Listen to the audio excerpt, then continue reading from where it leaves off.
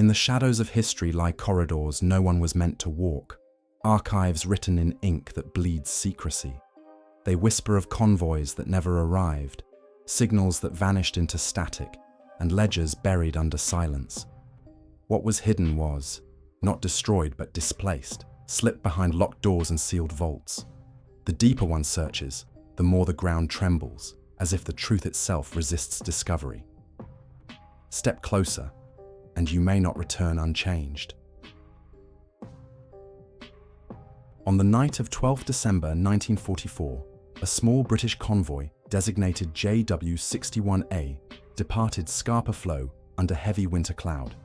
Its mission was neither routine supply nor troop movement, but the transportation of newly developed electronic countermeasure, equipment intended for rapid deployment with Soviet forces pressing the Northern Front. Buried in fragmentary Admiralty records is the codename Operation Sandpiper, a cover designation attached to cargo that never officially existed. Official ledgers list the convoy as carrying general war stores. Yet internal cables between the Admiralty's Signals Division and the Air Ministry reveal references to Type 57B prototypes, advanced radar jamming transmitters designed to disrupt the FUG-220 Liechtenstein SN2 system, then in use by Luftwaffe night fighters. The convoy consisted of 3 merchant vessels under Royal Navy escort: the freighters SS Empire Crown, SS Fort Rosalie, and SS Catfield. Accompanying them were 2 destroyers, HMS Onslow and HMS Matchless, veterans of Arctic runs, and the frigate HMS Ryu. Conditions were brutal: polar storms, sea ice, and nearly continuous darkness. By 14th December, Admiralty records note a garbled, distress call intercepted at the Peterhead station on the Scottish coast. Sandpiper, bearing 30, under. The transmission cut out abruptly. No further signals were received. Official after-action reports claim that the convoy was scattered by weather north of Bear Island and subsequently destroyed by German U-boats of the 11th Flotilla operating out of Narvik. However, post-war German naval records examined in 1956 tell a different story. Kriegsmarine patrol logs from U-313 and U-965 make no mention of engaging a British convoy in that sector during those dates. The absence of wreckage or survivor reports, common even in catastrophic sinkings, deepens the anomaly. In a memorandum dated 9th of February 1945, Rear Admiral Ralph Edwards notes in the margin, "Unconfirmed, no hull loss evidence. Possible rerouting?" This line was redacted in later versions. Soviet archives provide another fragment. In 1964, after Khrushchev's fall, Western analysts gained limited access to declassified Northern Fleet documents. Within these files is an entry noting an unscheduled Allied convoy bearing unregistered cargo, presumed electronic apparatus, expected at Murmansk in December 1944. The entry is dated 3 days after Sandpiper's disappearance and marked, "Not received." Soviet liaison officers had apparently prepared to handle the cargo, but recorded no arrival. Curiously, a supplementary file describes Western reticence regarding convoy loss and recommends future independent collection of Allied technology. Oral testimony complicates matters further. In 1972, a retired Norwegian fisherman from Tromsø gave a statement to the BBC's Cold Harbor series, claiming that in January 1945, he encountered strange wreckage washed ashore near Andoya, metallic casings with unfamiliar dials and English markings. He reported it to German occupation authorities, who confiscated the debris.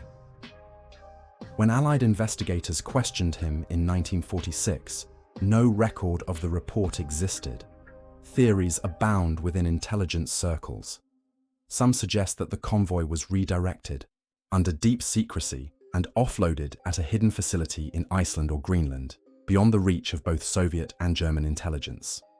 Others posit that the equipment fell into German hands, though no evidence of radar countermeasure breakthroughs. By the Reich supports this. The most enduring suspicion is that Operation Sandpiper was deliberately erased, a test convoy sacrificed or staged to obscure the true transfer of technology elsewhere. Why this would necessitate falsifying entire vessel losses remains unanswered. The personal dimensions linger as well. The families of the merchant sailors and naval escorts receive standard loss notifications, their loved ones' names etched into memorials at Tower Hill and Portsmouth. Yet pension records from the Ministry of Pensions contain irregularities. Several sailors listed as casualties of JW61A appear to have continued drawing classified stipends into the 1950s, suggesting either clerical fraud or surviving personnel placed under non-disclosure. These findings surfaced only in 1991, when independent researchers examined cross-filed Treasury archives. The final chilling fragment comes from a US Navy memorandum dated 18th of August 1946, declassified in part in 1999, written by Commander Harold Stone of the Office of Naval Intelligence. It references a joint Anglo-American review of Arctic transfer mishaps. The report concludes, Sandpiper, loss unresolved, strategic material not confirmed delivered, recommends silence in all public references, subject considered closed.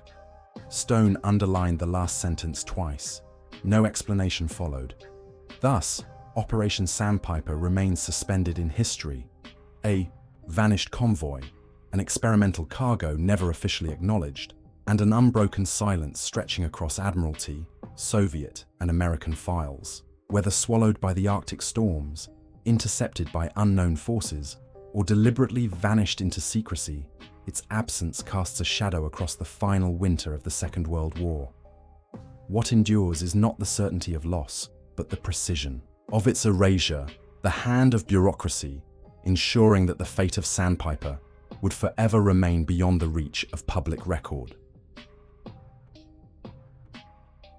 In January 1945, as the Red Army pushed inexorably westward and the German retreat from Warsaw became a desperate rout, a brief radio transmission was intercepted by Allied monitoring stations in Cairo and Bletchley Park.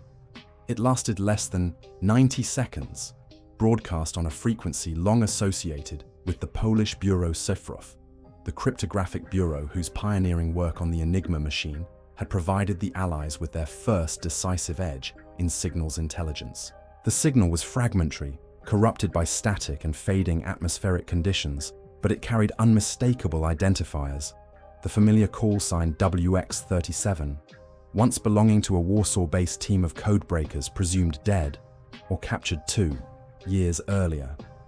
What followed was even stranger, a burst of numbers that decoded into geographic coordinates. Those coordinates, when mapped, did not correspond to German-occupied Warsaw, nor to any known resistance stronghold. Instead, they pointed squarely to the outskirts of Minsk, at the location of a Soviet signals intelligence bunker recently established under the NKVD. The Bureau Cyfrów had been scattered after 1939. Marian Rejewski, Jerzy Rojicki, and Henryk Zygalski, the mathematicians who had first cracked Enigma, had fled to France, only to be swept into chaos again in 1940. Rejewski and Zygalski eventually reached Britain, absorbed quietly into Bletchley Park's machinery. Rojicki had perished in a suspicious ship sinking in 1942, an event some attributed to Abwehr sabotage. But smaller, lesser-known detachments of Polish cryptographers had stayed behind in Warsaw, operating in cellars and attics under the codename Asphalt. Their existence was barely acknowledged in official records, though post-war Polish exile groups maintained they were active until at least 1944, intercepting German police traffic and feeding it to the Home Army. According to an SOE memorandum, dated November 1944, this group was likely neutralized during the fall of Warsaw. Yet the January 1945 signal suggested otherwise.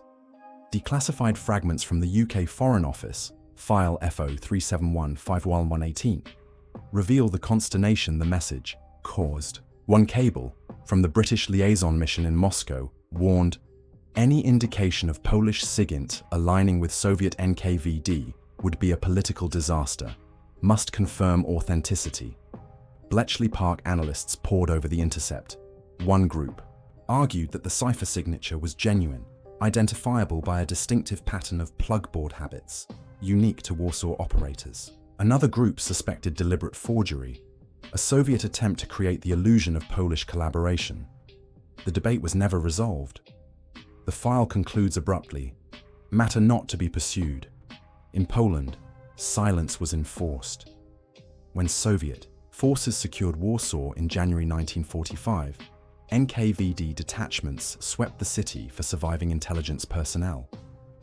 According to a report discovered in the 1990s in the archives of the Institute of National Remembrance, several Polish mathematicians and radio engineers were arrested and transported east. Their names, among them Antoni Paluch and Kazimierz Ciężlik, appear in Soviet prisoner transport manifests, but vanish from all subsequent records. Families were informed they had fallen in combat. Western historians long assumed they perished in German custody.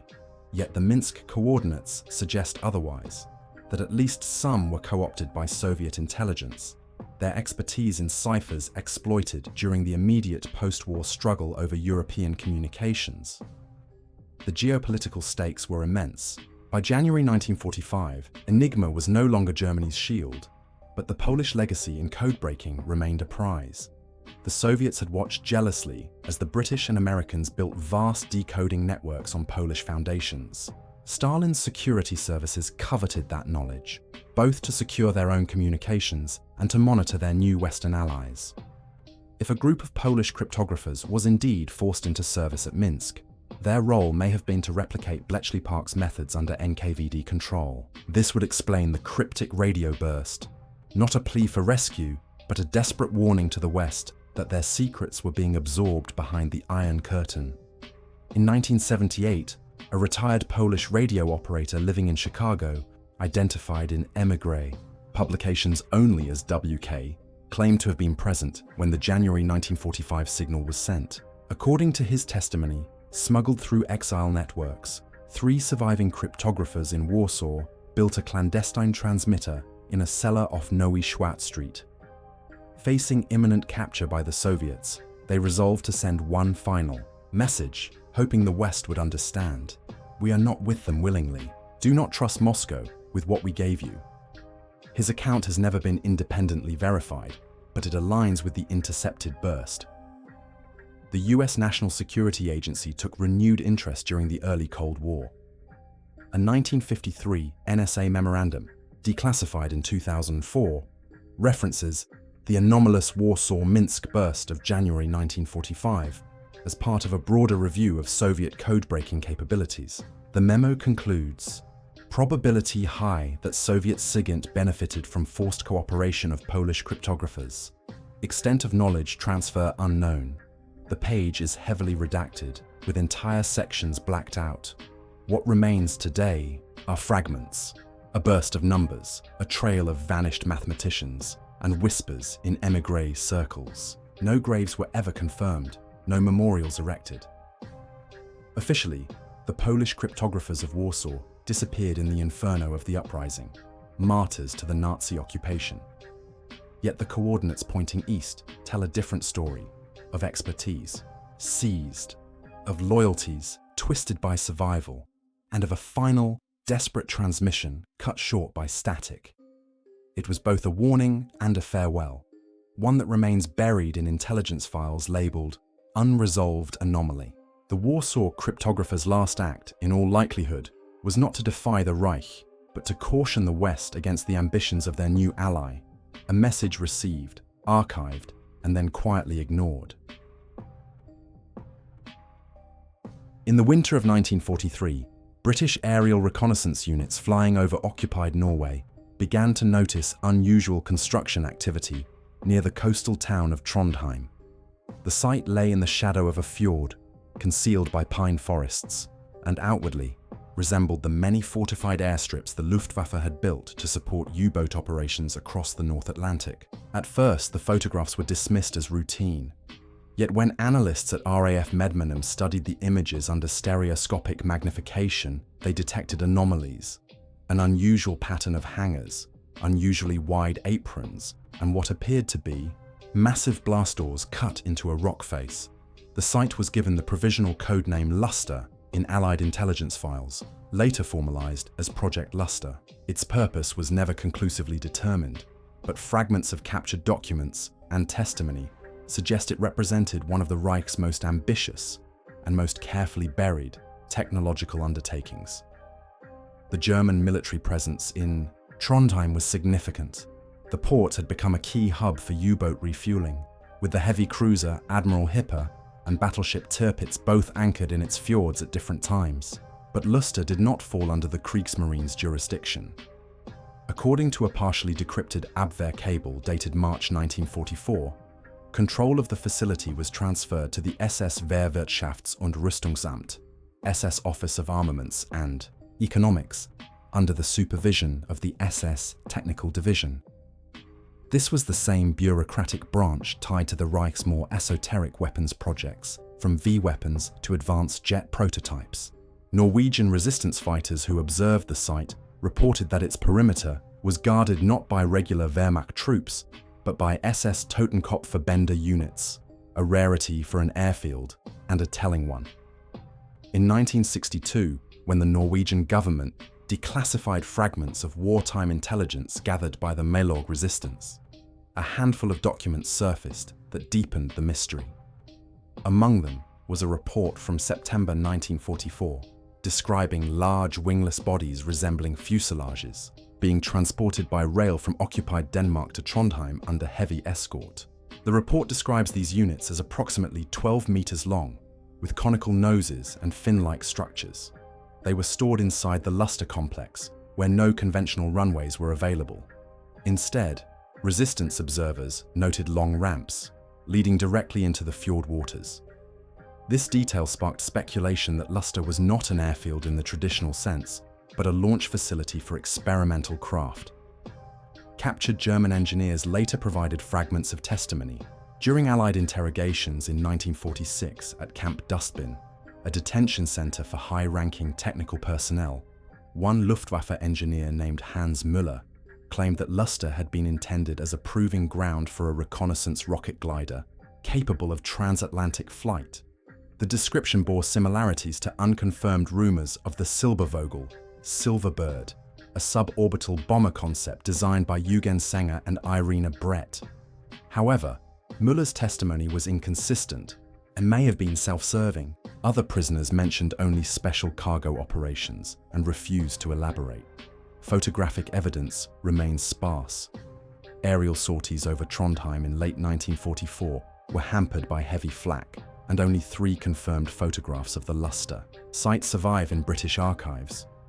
All 3 show unusually wide concrete aprons and heavy camouflage netting, obscuring what lay beneath. Post-war Norwegian surveys of the area found the hangars had been dynamited in May 1945, just before German surrender. Beneath the rubble, engineers discovered reinforced tunnels extending several hundred meters into the mountain, their entrances flooded and sealed. No machinery or fuselage remnants were recovered. The Americans took a keen interest in Lustre. In October 1945, a classified US Army Air Forces report, later transferred to the newly formed USAF, referenced an unidentified Norwegian site, strongly suggestive of experimental launch infrastructure. The report recommended incorporating German engineers formerly attached to the SS Technical Division into US research programs under Operation Paperclip. Though most paperclip scientists were associated with Peenemünde and V2 development, several less publicized figures had spent time in Norway. Their files remain heavily redacted. By the 1950s, as Cold War tensions mounted, both NATO and the Soviet Union hunted for remnants of Lustre's work. Soviet military intelligence, in particular, launched deep archival searches into Trondheim's occupation history. A 1967 GRU analysis, smuggled to the West by a defector, concluded that Lustre represented a serious attempt at transoceanic reconnaissance. The Soviets believed that blueprints or prototypes may have been transferred south to Bavaria in the final months of the war, hidden among the chaos of collapsing Reich ministries. They cited intercepted Allied shipping logs, noting the unexplained disappearance of 2 sealed rail wagons evacuated from Trondheim in April 1945. their contents remain unknown. For the Norwegians who lived near Trondheim, the memory of Lustre persisted as rumour and unease. Locals recalled strange nocturnal activity, convoys arriving under blackout, heavy construction sounds from inside the mountain, and at least one incident in which the night sky was lit by an unexplained flash followed by a deep rumble, sometime in early 1945. Some fishermen claim to have seen debris wash ashore, metallic fragments quickly seized by German patrols. These accounts were never formally recorded, dismissed by post-war authorities as anecdotal. In 1994, during excavation work near the site of the former airfield, workers unearthed a sealed steel container buried beneath several meters of concrete. Inside were fragments of technical drawings, badly water damaged, but legible enough to reveal schematics of an Aeroglide Körper Type V. The diagrams showed a slender, rocket-assisted fuselage with no cockpit and minimal control surfaces. While incomplete, the design bore an uncanny resemblance to early Cold War US reconnaissance drones. The Norwegian government quickly classified the find, citing security considerations. Today, the tunnels at Trondheim lie flooded, their entrances overgrown with moss and brush. Yet Lustre remains an unresolved footnote in the long ledger of wartime secrecy, an airfield without runways, guarded by the SS, where unexplained fuselages were stored and never seen again. Whether it represented a genuine attempt at transatlantic reconnaissance, a prototype weapons system, or merely a logistical deception remains contested. What is certain is that it drew enough attention to warrant destruction before the German surrender and silence afterward. In that silence, Project Lustre has lingered as a shadow, its traces erased, its purpose deliberately withheld, a reminder of how much of the Reich's wartime experimentation was buried not by failure, but by design. On 15th August 1945, as Emperor Hirohito's voice declared Japan's surrender over the radio, an obscure ledger was being hurriedly packed into a wooden crate on the outskirts of Harbin, Manchuria. The ledger, bound in black leather and sealed, with the imprint of the Kwantung Army Medical Service, contained a clinical record of biological experiments carried out by the notorious Unit 731. The facility, commanded by General Shiro Ishii, had been the site of human experimentation on thousands of prisoners, Chinese civilians, Soviet captives, and Allied POWs, in the pursuit of plague bombs, frostbite treatments, and lethal pathogen dispersal methods. Officially, much of this evidence was incinerated as the Red Army advanced into Manchuria. But a fragmentary trail within American and Japanese archives suggests that one ledger, containing names, results, and operational notes, was not destroyed. It was transferred. The story emerges in fragments. During the Tokyo War Crimes Tribunal of 1946-48, prosecutors demanded full disclosure of medical atrocities committed in Manchuria. The Japanese government insisted that most records had been lost, citing scorched earth destruction orders.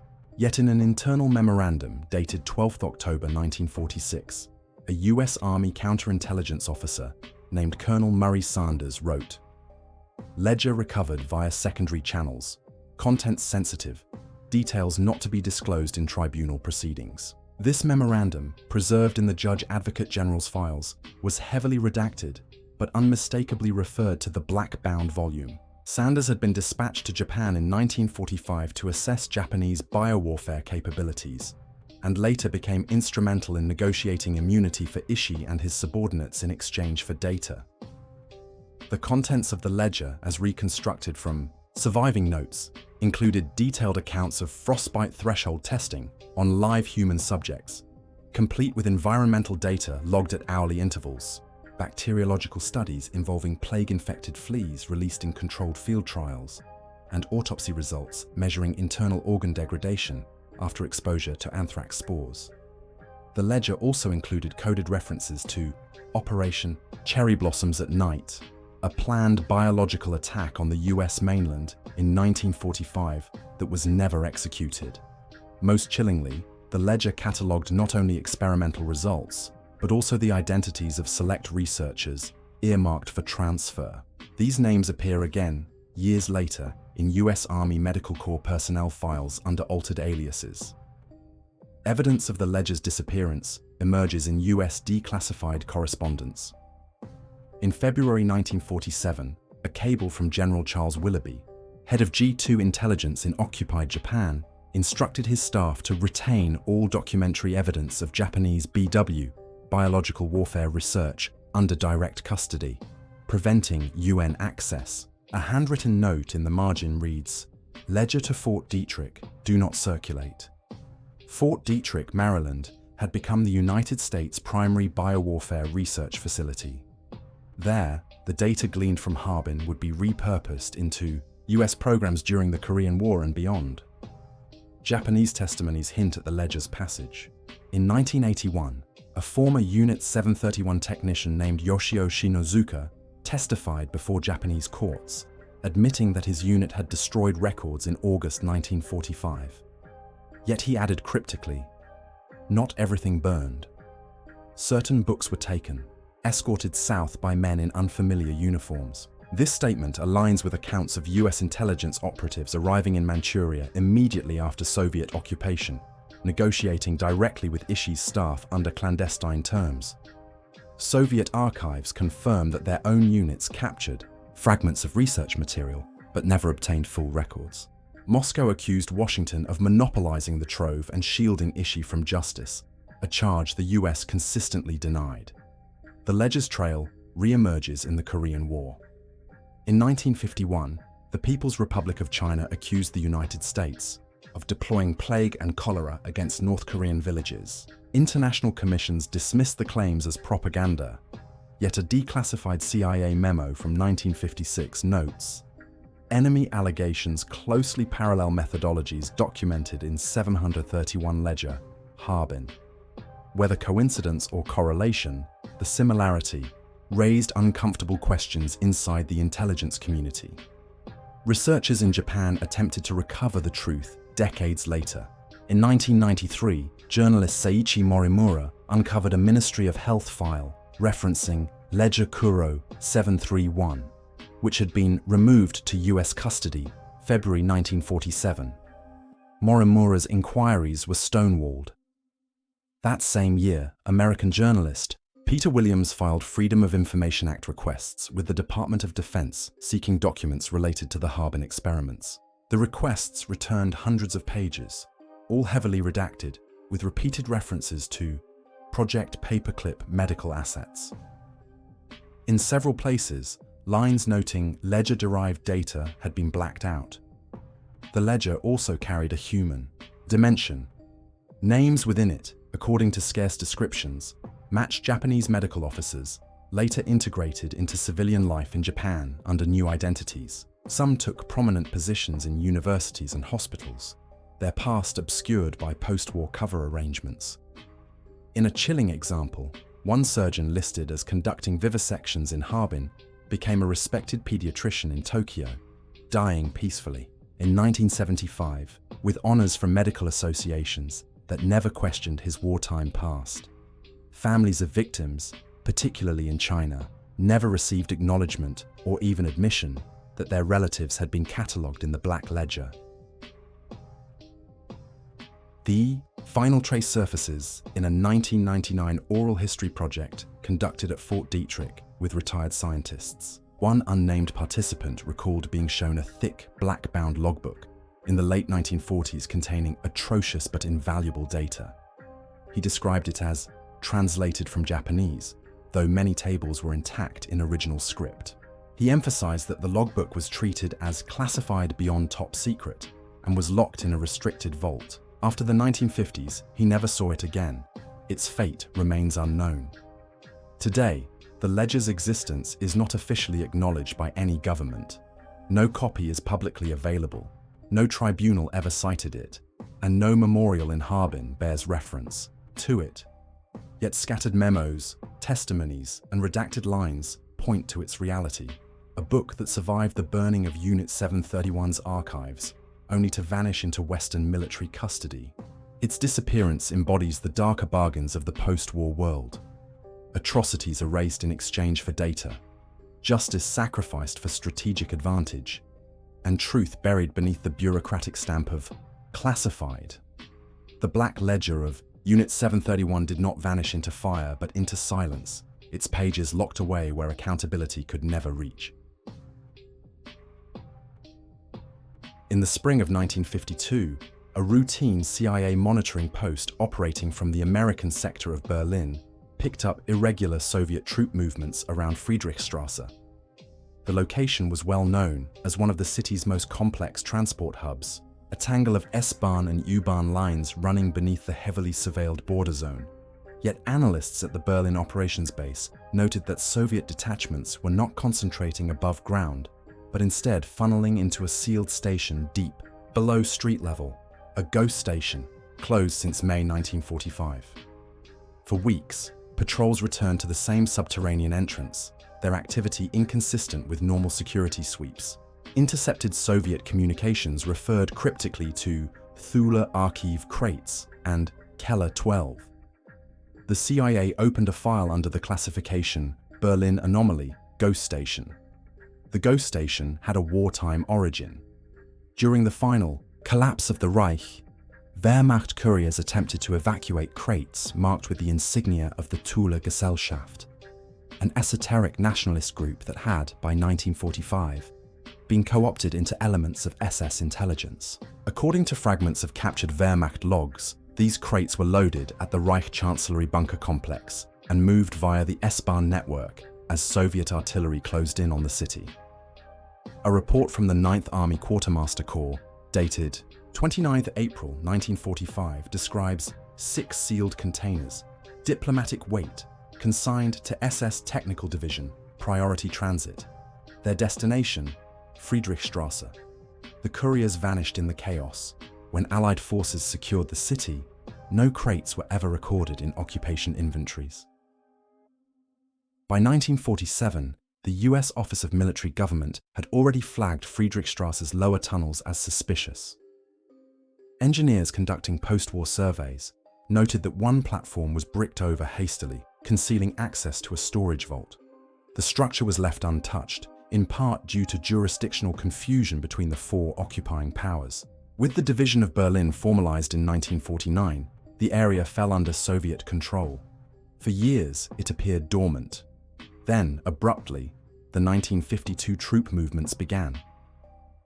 Declassified East German archives, opened briefly after 1989, provide further clues. A Ministry for State Security, Stasi, memorandum, dated 6 July 1952, describes a joint operation between Soviet military intelligence and the Ministerium for Staatssicherheit to secure and transfer materials of special category from subterranean, Sector Friedrichstrasse. The memo lists 5 wooden crates, deteriorated condition, and notes that contents are coded manuscripts and cipher pads, origin unclear. Attached was a personnel roster including Soviet engineers, chemical, specialists, and a KGB archivist. Curiously, the operation was overseen not by local transport police, but by a detachment of Soviet counterintelligence officers flown in from Moscow. What were in the crates? Western speculation centered on intelligence archives, possibly Nazi, diplomatic codes, or records of secret negotiations with neutral states such as Sweden and Switzerland. Another theory pointed to advanced weapons research. A British intelligence digest circulated in 1953 suggested the crates contained documentation of non-conventional ordnance research removed from Peenemünde, though no supporting evidence was provided. Still others, noting the Thule insignia, claimed the crates were ideological or occult in nature, propaganda or esoteric studies the Soviets did not want Western allies to exploit. The truth remains locked in classified appendices. The ghost station itself became a symbol of Cold War tension. In August 1961, when the Berlin Wall went up, Friedrichstrasse was designated a border crossing, but the lower tunnels remained sealed. Western patrols were forbidden access, and East German guards were under strict shoot-to-kill orders. The sealed vault was forgotten by the public, erased from maps, yet occasionally referenced in internal reports as Keller 12. In 1978, a CIA cable described an East German defector who claimed to have seen the crates, by then stored in a ministry warehouse outside Potsdam. According to his account, they contained diplomatic pouches, bound ledgers, and metallic containers with code wheels. The defector insisted they were of Reich origins, and that Moscow maintained exclusive control over them. His testimony was judged unreliable, yet it echoed the pattern traced back to 1945. The personal cost of this secrecy was felt by families of the couriers who vanished with the crates. In 1964, relatives of Lieutenant Hans-Joachim Bremer petitioned the West German government for recognition. Bremer, last seen escorting the Friedrichstrasse shipment in April 1945, had been declared missing in action. His personnel file contained an unusual annotation. Believed transferred east. No clarification was provided. Bremer's wife died without answers, her appeals unanswered by both East and West. In the years after reunification, independent researchers tried to penetrate the Friedrichstrasse tunnels. In 1992, an urban exploration group discovered a bricked-over access shaft in the abandoned sections of the U-Bahn. Behind it, they found rusted Soviet padlocks and a collapsed stairwell leading into a chamber filled with stagnant water. No crates were visible, though iron brackets in the walls suggested racks for storage. The German federal government sealed the site again, citing safety hazards. Official statements dismissed the notion of hidden archives as Cold War myth-making, yet classified NATO files declassified in 2007 keep the mystery alive. Among them is a 1965 intelligence summary from the Supreme Headquarters Allied Powers Europe, SHAPE, noting, "Unresolved question remains Aurora, Friedrichstrasse caches. Soviets maintain unexplained security interest. Recommend continued signals. Monitoring."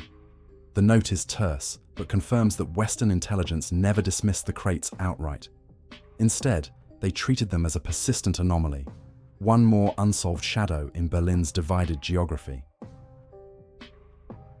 Today, the Friedrichstrasse station operates as a bustling transit hub, its platforms thronged with commuters. Few notice the sealed stairwell or the faint outlines of bricked-up passages beneath. Yet beneath the neon signage and modern trains lies a cavern whose history has been deliberately erased. Whether it once held crates of cipher pads, Nazi archives, or something far stranger, the silence surrounding it is deliberate, reinforced across decades of occupation, division, and reunification. Ghost Station on the Berlin sector line remains an unresolved footnote, a reminder that some of the Second World War's unfinished business lies not in battlefields or cemeteries, but in bricked-over vaults where secrets were entombed and guarded into the Cold War. The record closes, yet the silence does not. Files fade into dust, but the echoes remain. Ghosts of operations erased, corridors sealed, and machines dismantled only in appearance.